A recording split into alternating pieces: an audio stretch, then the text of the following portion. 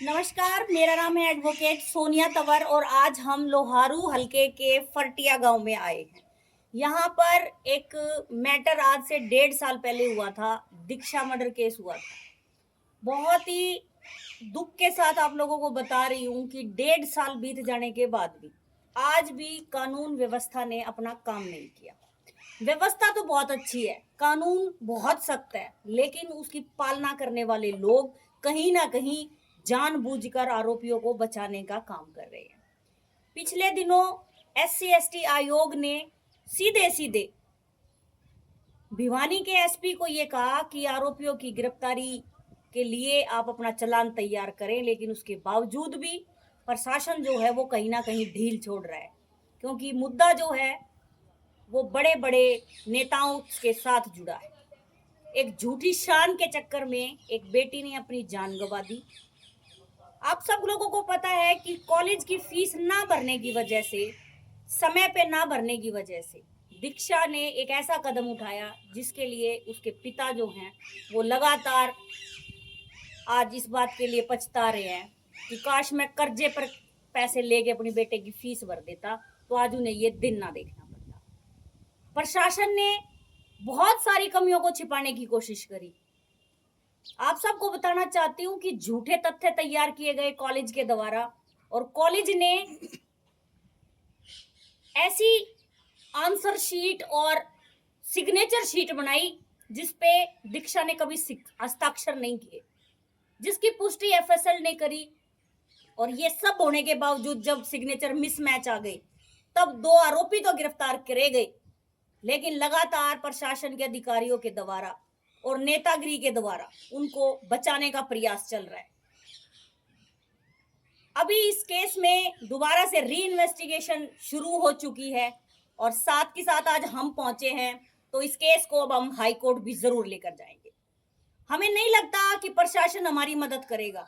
हम इस केस को दोबारा से बड़े स्तर पर लेकर जाएंगे और हम ये चाहते हैं कि जिन लोगों की वजह से हमारी बेटी ने इतना बड़ा कदम उठाया उनको सख्त से सख्त सजा होनी चाहिए। मेरे साथ आज दीक्षा के पिता हैं। बहुत दुखी मन है, एक पिता के लिए बहुत बड़ा दिन होता है जब वो अपनी बेटी की शादी करता है, लेकिन यहाँ पर सिर्फ पालने का ही काम रहा और उन लोगों ने हमारी बेटी को छीन लिया। तो आज समाज के तमाम लोगों से ये कहना चाहती हूँ कि दीक्षा को इंसाफ दिलाने के लिए घरों से निकलना पड़ेगा। ये मत सोचना कि एक दीक्षा चली गई तो तुम्हारे ऊपर से समस्या कम हो गई है, आगे भी इस तरीके की समस्याएं आती रहेंगी।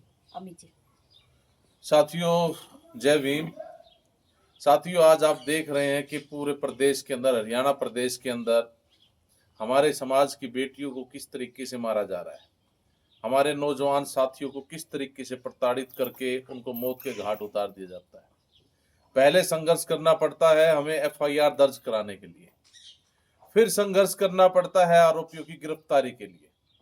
आरोपी पैसों को आगे रख के हमें खरीदने की कोशिश करते हैं और जब हम बिकते नहीं है, हमारा ईमान नहीं बिकता है, तब वो प्रशासन को कहीं ना कहीं खरीदने का काम करते हैं और न्याय हमें मिल ही नहीं रहा है। आरोपी खुलेआम घूमते हैं और पीड़ित परिवार दर दर की ठोकरें खा रहा है। ये पूरा का पूरा जो सवालिया निशान खड़ा होता है, ये कानून व्यवस्था पर और मौजूदा सरकार के साथ खड़ा होता है। या तो मौजूदा सरकार प्रशासनिक अधिकारियों को अच्छे तरीके से डील नहीं कर पा रही है, उनको खुली छूट दे रखी है कि आप जिस तरीके से काम करें करिए, हमें कोई परवाह नहीं है। अगर प्रदेश के अंदर इस तरीके की स्थिति चलती रही, पीड़ित परिवार इस तरीके से दर दर की ठोकरें खाते रहे, तो साथियों वो दिन दूर नहीं है जब ये सभी पीड़ित परिवार मिलके एक बहुत बड़े आंदोलन का आगाज करेंगे और तब सरकार को भी और प्रशासन को भी जागना पड़ेगा और आरोपियों की गिरफ्तारी करनी पड़ेगी। तो मैं तो इस वीडियो के माध्यम से इतना ही कहना चाहता हूं कि ये आग लग चुकी है साथियों। आप लोगों को तैयार रहना है कि कब पीड़ित परिवार आपको बुलाएगा और आपको पूरे होश में और जोश में आप लोगों को प्रशासन की नींव हिलाने का काम करना पड़ेगा, क्योंकि न्याय हमें आज मिल नहीं रहा है, दर दर की ठोकरें खाने को मजबूर है। तो साथियों से इतनी अपील है कि साथियों, परिवार के साथ खड़ा होना है। जब भी परिवार हमें बुलाएगा तो हम इकट्ठा होके अपनी बेटी को न्याय दिलाने का काम करेंगे और आरोपियों को सलाखों के पीछे भेजने का काम करेंगे, चाहे वो कितने बड़े घराने से हो, चाहे वो कोई राजनीतिक पार्टी से जुड़े हो, कितने ही बड़े शहंशाह हो, सजा उनको जरूर होके रहेगी।